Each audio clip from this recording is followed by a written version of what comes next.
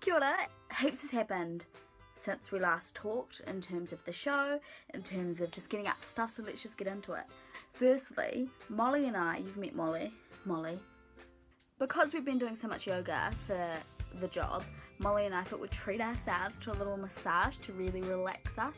Genuinely, 7 minutes in, I was like, does this woman hate me? Is she trying to hurt me? But here's a little clip of a very distressed / hysterical Molly and I. I could feel she was pushing on my back and I could feel my heart touching my lungs and I thought that was it. Yeah, I've got a headache now. I feel a little bit nauseous because she just kept putting her hands on my back and jumping. That's not zen. Ow! Yeet! They'll just slap you. I was real worried I was gonna fart, but then she started and it just like sucked up into like my spine. Like I don't know where it's gone. I hurt. I hurt. I mean, hilarious, and probably also teaches us to getting a mall massage. If it has a sign and someone's standing outside with a sign trying to get you in, maybe don't go there. In Janae Lives a Bougie Life news, I went to the Pop-Up Globe again to see Midsummer Night's Dream with Rebecca and Molly, and we were in the royal box, like fancy ladies living our fancy life, and it was everything. I loved it. My friend Jake was there, he was working it, it was everything.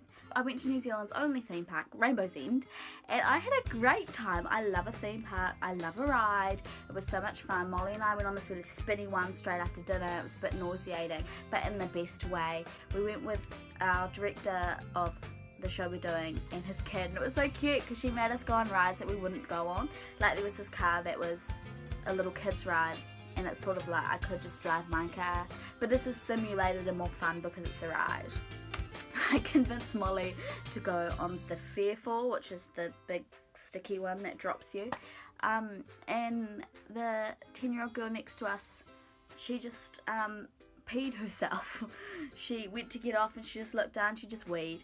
Felt sorry for her because at this age if you wee yourself on a ride, that's hilarious. Like I'm old enough to be like, oh haha, that's embarrassing, but I'm gonna laugh and it's hilarious. Whereas at 10, that's your whole life. I actually felt really sorry for her, but I guess not sorry enough to not talk about it in this video.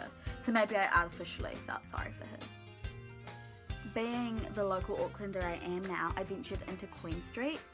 It was sad. It was a sad street.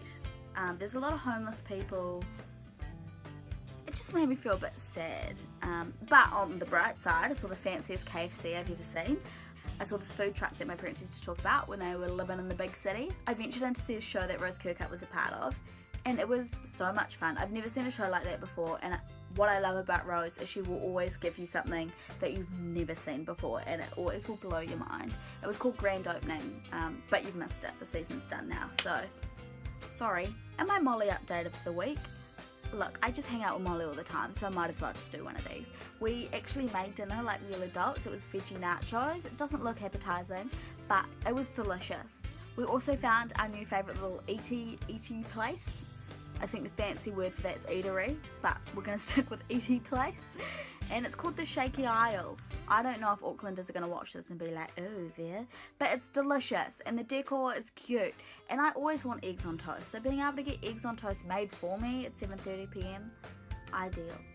I've also been given the go-ahead to talk about my job. So I'm with Duffy, Googler, I guess. And we go into kids' schools and we do a play that encourages kids to read. The most commonly asked question I get is, how are you making money though? And this is my job, which is bonkers, but I'll take it.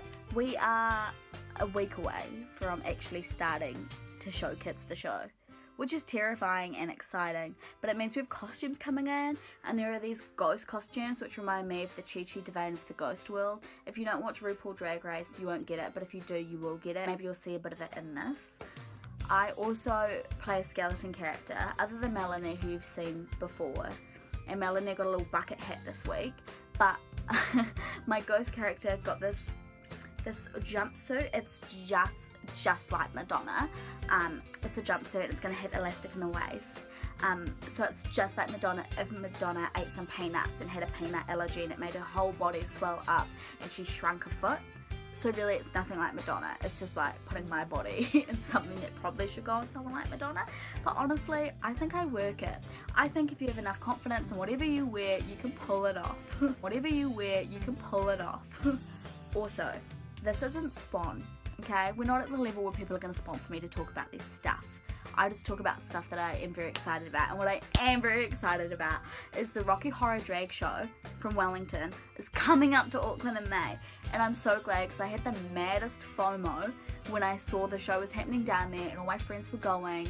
And I love Rocky Horror. It was my childhood musical, which maybe it's a bit questionable. And it's coming up and it's going to be at Encore Cabaret on K Road from the 3rd of 5th to May, I believe. I'm going to leave a link to the event down here. I have no agenda. I just want you to see some really cool Wellingtonians doing their really cool thing, and then maybe you'll understand why I miss the city so much all the time. I hope you're well. If you liked the video, maybe tell a friend. If you didn't like the video, maybe tell an enemy. Either way, that's a win-win for me. Oh, nice to see you finally joined us, Melanie. I'll hear all your excuses and the tension.